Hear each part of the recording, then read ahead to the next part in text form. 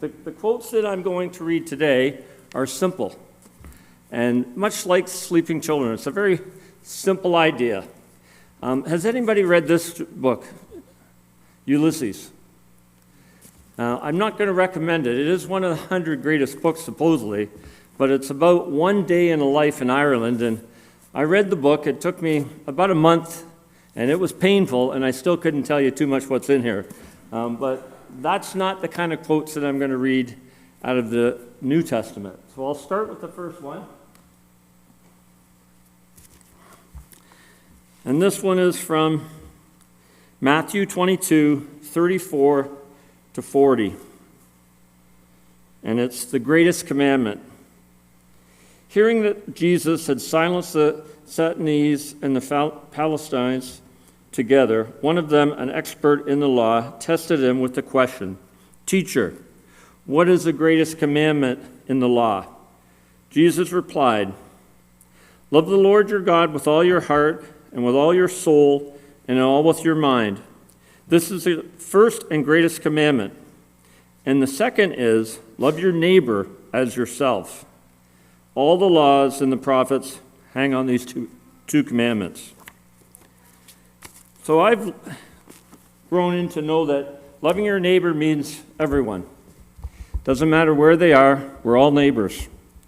And that kind of leads into Sleeping Children. So I'll tell you how I found about Sleeping Children. On my first day that I visited this church, I met Chris, and we went out for lunch the next week and became lifelong friends. And he talked me into being an elder. I think I was an elder in my early 30s, and I still am an elder. And we were passing out stuff for the church from Sleeping Children. And I think Murray Dryden was going to come to the church. And Murray Dryden is Ken and Dave Dryden's father. Ken just passed away a week and a half ago. But Ken was one of my heroes as a boy, him and Bobby Orr. And I'm reading this, and I said, I think I'm going to go meet that guy. And that was very out of character of myself, but I went to see Murray literally the next week. And 6 weeks later, I was in Bangladesh. So that's not how it works now. If you like what I talk about and you say, geez, I'd like to go on one of these trips, and be careful, because I'm a very good recruiter. I've recruited a lot of people to do this. It's a very, very interesting way to see a third world country very safely, and be Santa Claus for a week and come back and you're 2 feet taller. But in the old days, Murray did everything a little differently, and boom, I was in Bangladesh, and it changed my life. And, I'm from a small town, and, going to Bangladesh is not someplace that too many people go to. I was there in 1993, and I did a little bit of fact-finding today. Bangladesh, in 1993, had 100 million people, and I used to say it's the same size as Nova Scotia. It's actually 3 times bigger, but Nova Scotia has 1 million people. So there's 100 times more people in the same area. They're everywhere, okay? Today, there's 173 million people in Bangladesh. So it's a very, very poor country, and I spent almost a month then. Back then, you spend a lot longer, and now it's about 10 days, so they try to keep the time too. And but it was a very, very unique experience, okay? So I'm going to jump in, and I'm going to read my second verse. So my second verse is from Mark 9, 33 to 37.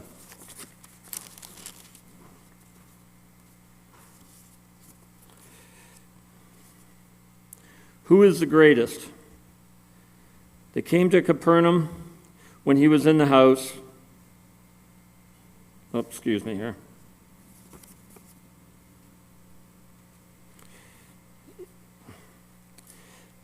He came to Capernaum when he was in the house, and they asked him, "What are you arguing about on the road?" They were quiet because on the road they had argued about who was the greatest. "Sit down," Jesus called the 12 and said, "If anyone wants to be the first, he must be the last and the servant of all. He took his little child, and he let him stand there. Taking him in his arms, he said, "Whoever welcomes one of these little children in my name welcomes me, and whoever welcomes me does not welcome me, but the one who sent me." So I think that the New Testament, Jesus loved children, and he definitely wanted us to do things for children. So I'm going to jump in, and I'm going to show you some pictures before the presentation of how it actually works when we go over there. So here's our first picture, and we're in Toronto Airport, ready to go. And the young girl with the hickory dickory shirt on is one of my daughters, Willow, who I was lucky to take her on this trip. And this fella here that's driving this van, his name is Charles. I've become a personal friend of Charles, and that's how we travel. And every morning we get up, and we usually travel sometimes 3 or 4 hours to a various distribution. And then this is what we see, okay? So on most of these distributions, we're doing 8,000 people in a week. So we're doing about 1,000 a day. So we show up maybe at 1 or 2 sites, and the kids are all dressed, okay? They've been picked months before, okay? I'm going to get into the details a little bit with the presentation. And then there's rooms full of bed kits, okay? That's a very small amount, but if we were doing 1,000, it would fill right to the roof, 2 or 3 rooms. And there's me sitting in front of a bunch of them. And so we set up a bed kit. We set up where we are, the charity, the year, and in that little folder is a donor. So Hickory Dickory Ducks does a charity golf tournament. When Chris passed away from Lou Gehrig's from this church, we've been doing a charity golf tournament for 22 years. We just had it last week, and in his honor and in Sleeping Children's honor. So we originally started with giving half the money to ALS and half to Sleeping Children.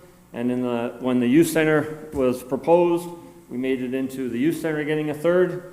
And then when Sleeping Children was closed down during COVID for 2 years, we gave a fourth to Men's Street Ministry, which feeds people on the streets in downtown Hamilton and Brantford. So we're very fortunate. It's been a sold-out event for many, many years. So before we start, they usually do a little entertaining for us. So when we go on these trips, we have a lot of fun. So it is a bit of work, but lots and lots of fun. So these ladies are all dressed up, and they've practiced, and they're entertaining us.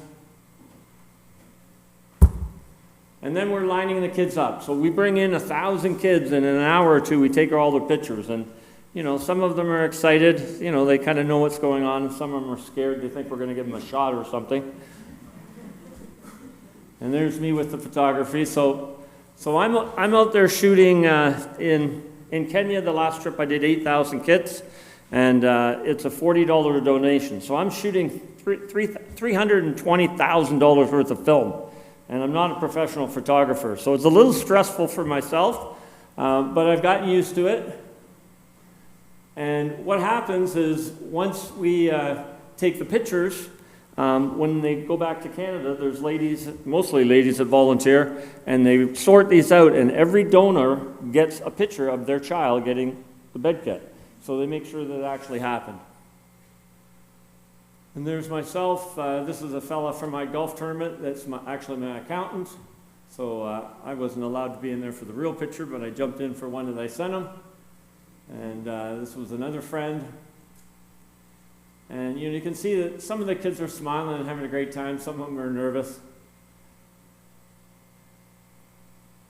That actual one was from Al, who goes to our church here. And I coerced my brother to go in on a trip, and now he's running the Kenyan trip. So, and then you see happy kids going home. And these kids, once they get their bed kit, a lot of these children have never had anything given to them new. And they don't have a bed. There's a mosquito net included in there. Quite a few other items that you'll see in a minute. Well, that one you can't see too well, but the kids are all happy. And then they just love getting their pictures taken, of course, and going crazy after it's all done. And then, of course, all the volunteers want to get their pictures taken, so it takes 10 or 15 minutes after. And in Kenya, we work with the Rotary Club, so a lot of international groups, you have to have an international organization that you're working with. And there's a sea of happy kids.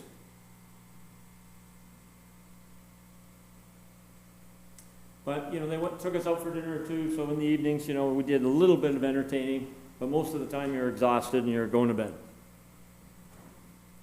And there's myself with one of my daughters, Willow. Okay, so now I'm going to show you the formal presentation, if that's all right. And so this is put up together by head office, gets you a little bit more detail. It's been going on for 55 years. And, their goal is to help kids sleep better.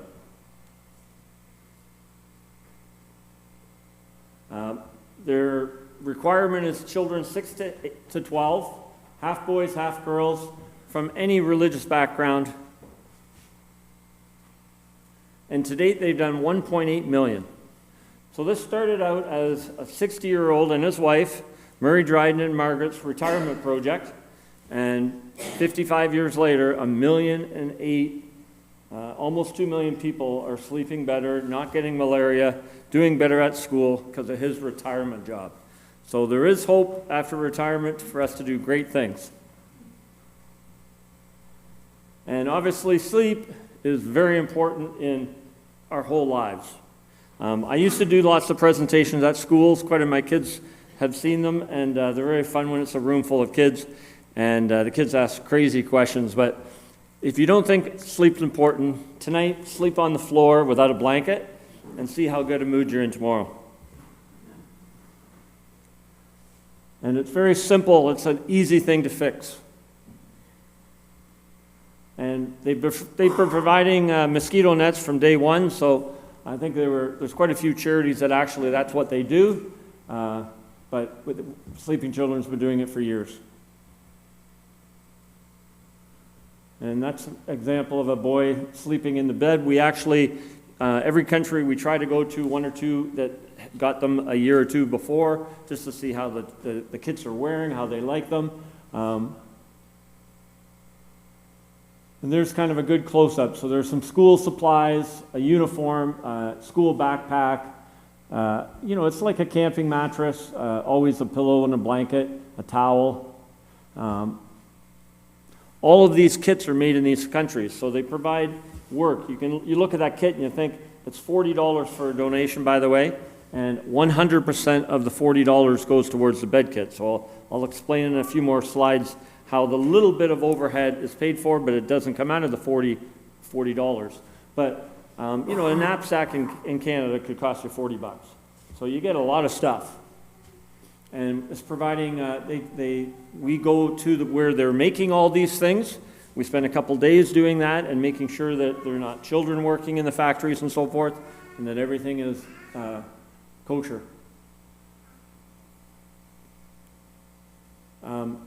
When we're working with these other clubs, they have a big job of going to the schools, finding the neediest of the needy. So sometimes we go to a school and they might have 3,000 kids and we're only giving 300 to that school. So they have to, the teachers have to get involved and pick the neediest, pick one kid per family. And so they have a lot of work to do before we come. And this is a lady that's been doing it for years, and I think it's Rwanda.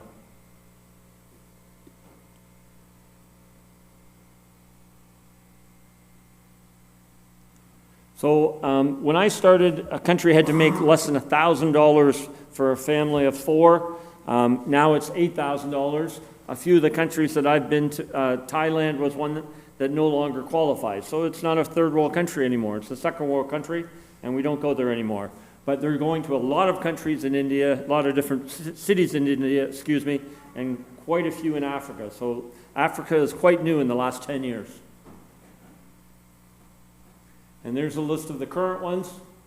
When I kind of came out of retirement, when I stopped doing trips for almost 10 years when the kids were too young, and being away for a month just didn't work anymore.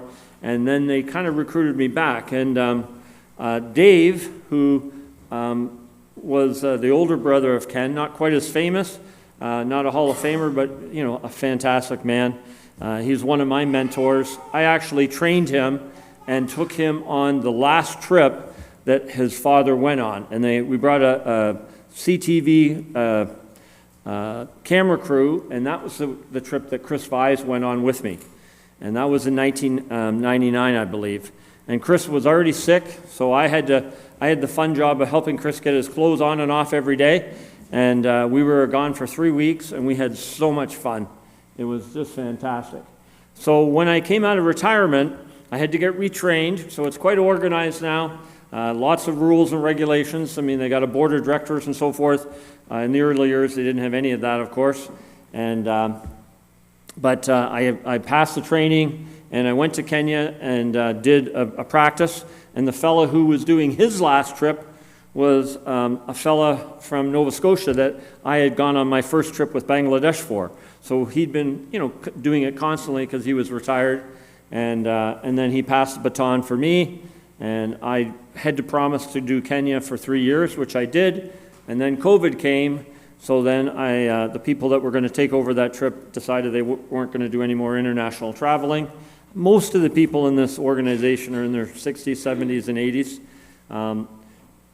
So I volunteered to do it another year, and I brought my brother for a second trip and coerced him to be the next leader, which he now is. And I started a new trip in Nepal last year. So it was a brand new country. And my wife and myself went to Nepal when we were not married, when we were engaged, and we went to Asia for 10 weeks, and we ended in Nepal, and we climbed up the Himalayas, and it was, something that was a fantastic experience for us. It was a highlight of the trip, probably, and I never thought I'd get back there, to be quite honest. So it was such a thrill to be able to go there.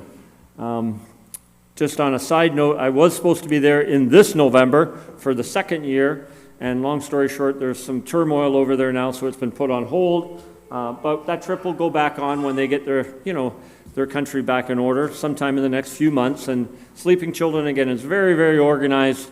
As soon as there's any government, problems, they're on top of it, and things are put on hold. So it's a very, very safe way to go. Okay, I think I'll read another Bible passage if that's okay.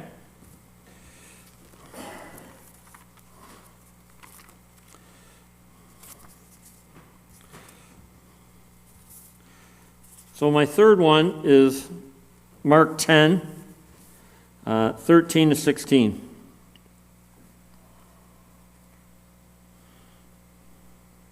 The little children and Jesus. People were bringing little children to Jesus to have them touch him. But the disciples rebuked them. When Jesus saw this, he was indignant. He said to them, "Let the little children come to me, and do not hinder them, for the kingdom of God belongs to such as these. I tell you the truth, anyone who will not receive the kingdom of God like a little child will never enter it." And I think that, to me that means you have to believe. We're reading a Bible that was written 2,000 years ago. Lots of people have problems with various verses in the Bible, but if you break it down to some simple things, you have to believe and then live your faith. And children are such a part of that. Okay. So there's a little boy, on his new mattress.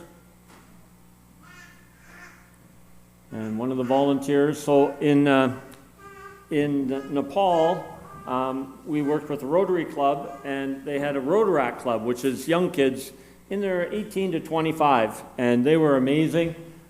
This is another country that has the same thing, so there's a lot of young people volunteering. We usually take 5 to 7 Canadians, okay? Okay, so this is an interesting one. There's over 68,000 charities in Canada, and there's less than 10 that can say 100% of your donation goes to the cause. So I'll explain that in another couple slides here. So we sit down with the adults. The the adults always bring these children to these schools. The schools have to be very protected so it doesn't get out of control with the towns. But then after the distribution, a couple of the volunteers will sit down and talk to the kids' parents and get some advice on what do they think is important in the kit. So we're always constantly trying to make it better. This is just a little bit about the importance of sleep, and that we try to maintain the dignity of the children, of course. So you'll never hear any advertising about sleeping children because there is no advertising. It's grown to do 75,000 bed kits a year just from word of mouth. So like myself speaking here, somebody here might think, oh, this is a pretty cool idea, and they're going to give one to their grandkids for birthday, okay? And then 6 months later, a year later, their grandson or granddaughter will get a picture and think, oh, this is really cool, and then they're going to give one to their teacher, and the next thing you know, that's how it spreads. So this is how it all works. How do we run any organization without any cost? Well, when Murray retired, he did very well as a salesman, and he donated a Christmas tree farm that he sold for $3 million. So they always had some finances to pay the incidentals. The head office is in Murray's old home. When I met him the very first time, he was living there, so he was doing it 7 days a week. And the thing is, the 1970s, every room looks like you're back in 1970. Pink bathrooms, yellow toilets.